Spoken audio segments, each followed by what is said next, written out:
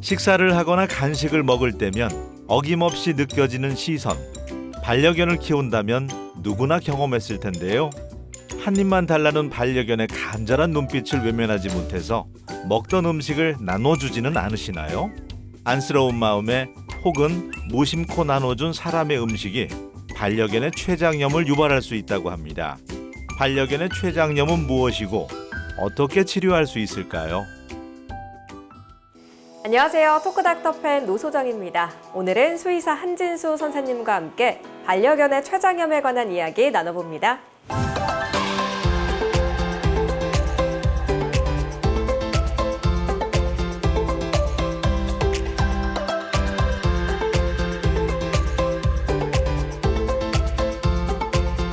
선생님 안녕하세요. 네, 오늘 반려견의 췌장염에 대해서 이야기해 주실 텐데요. 먼저 이 췌장은 어떤 역할을 하는 기관인가요? 네, 췌장은 크게 두 가지 기능을 합니다. 첫 번째로는 췌장액이라고 하는 소화액을 십이지장으로 분비하는 외분비 기능을 하고, 두 번째는 글루카곤, 인슐린 등 혈당 조절 호르몬을 분비하는 내분비 기능을 합니다. 그러면 이 췌장에 염증이 생겼을 때를 췌장염이라고 하는 건가요? 췌장염은 여러 가지 이유로 췌장의 외분비 기능에 이상이 생겨서 소화액이 과하게 분비되고, 이 과하게 분비된 소화액이 음식물이 아니라 췌장 스스로를 소화시키면서 염증 반응, 통증이 나타나는 질환을 말합니다. 네, 그럼 이 췌장염이 어떤 원인으로 인해서 발생을 하는 건가요? 네, 췌장염은 외상, 약물 중독, 종양, 간 기능 저하, 담관 폐쇄, 유전적 원인 등 매우 다양한 원인에 의해 발생합니다. 하지만 췌장염의 원인 중 가장 주된 것은 좋지 못한 식습관과 이에 따른 비만입니다. 주로 간식이나 사람 음식을 많이 급여할 때 췌장염이 나타나게 됩니다. 이를테면 설이나 추석에 명절 음식처럼 지방 함량이 높은 음식을 많이 먹고 급성 췌장염으로 내원하는 환자가 꽤 많습니다. 그런데 또 우리 반려견들이랑 같이 생활을 하다 보면 또 똘망똘망한 눈망울에 음식을 또 안 나눠줄 수가 없잖아요. 췌장염이 좀 많이 위험한 질병인가요? 아무래도 반려견들이 먹는 걸 워낙 좋아해서 사람 음식을 나눠주는 경우가 많습니다. 한두 번 정도는 괜찮겠지 하는 마음으로 계속 급여하다 보면 췌장 기능이 점점 약화되게 돼서 만성 췌장염으로 발전하게 됩니다. 췌장염은 적절한 치료를 하지 않으면 사망까지 할 수 있는 위험한 질환이므로 올바른 생활습관 관리가 매우 중요합니다. 사망까지 할 수 있다고 하니까 좀 심각성이 와닿는 것 같은데, 좀 췌장염을 의심해 볼 수 있는 증상 같은 것도 있을까요? 일반적으로는 구토와 설사가 가장 일반적입니다. 또 많은 반려견이 식욕과 기력이 저하되고 복통이 생겨서 배에 힘을 주고 있습니다. 기지개를 켜는 것처럼 머리와 앞다리는 땅에 붙이고 뒷다리를 세우고 있는 자세를 보이기도 합니다. 그런 증상을 보이더라도 좀 정확한 진단을 위해서는 내원을 할 필요가 있겠죠. 구토와 설사를 보인다고 해서 전부 췌장염으로 진단할 수는 없기 때문에 정확한 진단을 위해 검사가 필요합니다. 동물병원에서는 신체 검사와 문진을 통해 증상을 확인하고, 혈액 검사를 통해 췌장 효소 수치, 혈장 효소 수치 등을 확인한 후 초음파 등 영상 검사를 통해 췌장의 크기, 모양, 주변 복막의 염증 정도를 평가합니다. 이를 통해 다른 질환과 췌장염을 감별 진단하게 됩니다. 이 췌장염 진단을 받게 되면 좀 치료 과정은 어떻게 진행이 되나요? 췌장염으로 진단을 받으면 제일 중요한 치료법은 금식과 수액 처치입니다. 금식을 통해 췌장의 과부하를 막고 소화효소가 더 분비되는 것을 멈추게 합니다. 또 수액 처치를 통해 탈수를 교정하고 염증 반응을 억제합니다. 대부분의 반려동물들이 이를 위해서는 입원 처치를 진행해야 합니다. 보통 24시간 정도 금식한 후에 저지방 사료를 조금씩 급여하면서 증상에 따라 필요한 내복약을 복용합니다. 그러면 보통 경중에 따라서 다르긴 하겠지만 치료 기간은 좀 어느 정도 걸리나요? 일반적으로는 3에서 5일 정도 입원 처치를 진행하게 되는데, 회복 속도나 원인에 따라서 길게는 2주까지도 입원하는 경우도 있습니다. 그리고 퇴원하고 나서 통원 치료로 전환한 후에도 정기적인 재진이 필요합니다. 네, 이번에는 사연을 통해서 솔루션을 찾아보는 시간입니다. 선생님께서는 사연을 듣고 진단과 처방을 내려주시면 되겠습니다. 토닥토닥 솔루션 시작합니다.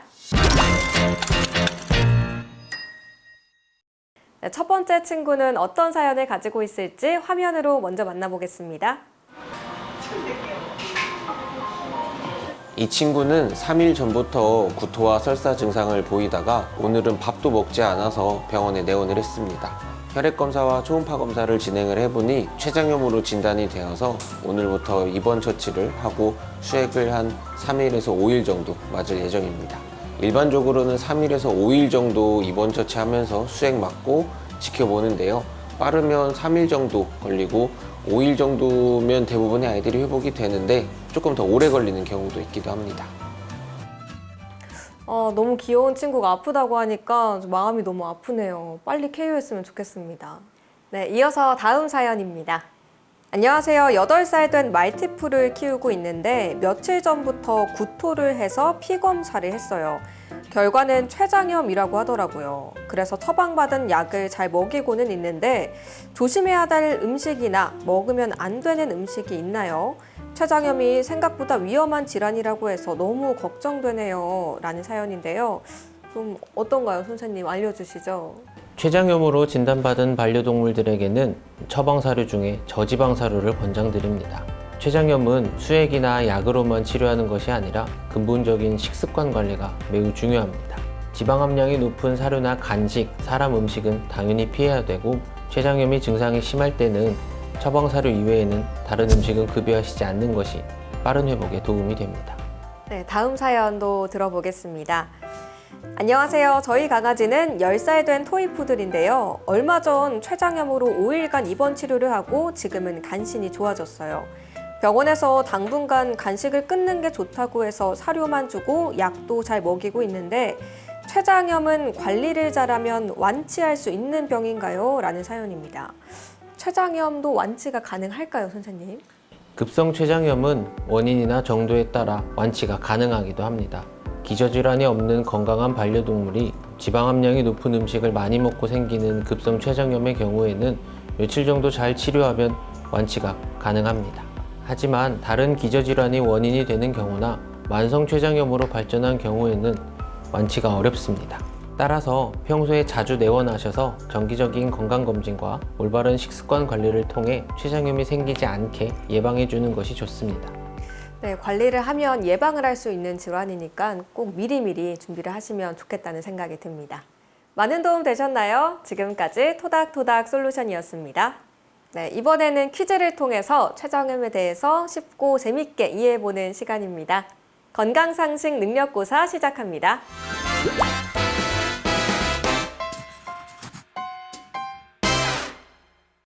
네, 선생님 첫 번째 문제 주시죠.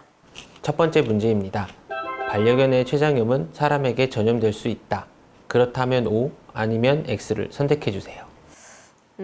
췌장염은 보통 이 식습관 때문에 생기는 질환이라고 하셨잖아요. 그래서 전염성은 없을 것 같다는 생각이 들거든요. 저는 X를 한번 선택하겠습니다. 정답은 X입니다. 네.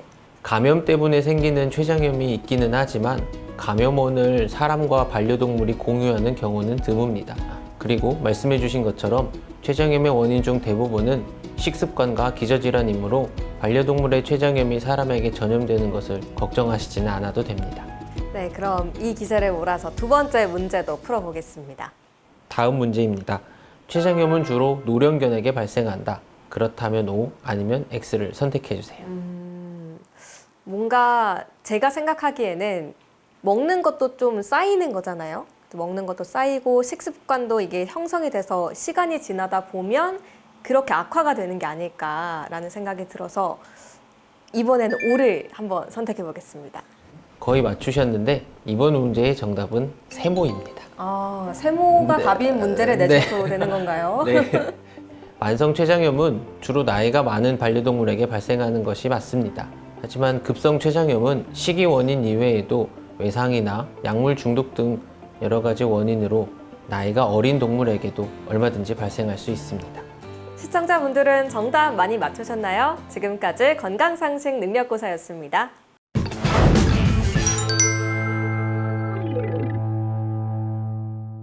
네, 선생님 마지막으로 췌장염 치료가 끝난 반려견들을 돌볼 때 좀 유의해야 될 점들이 있을까요?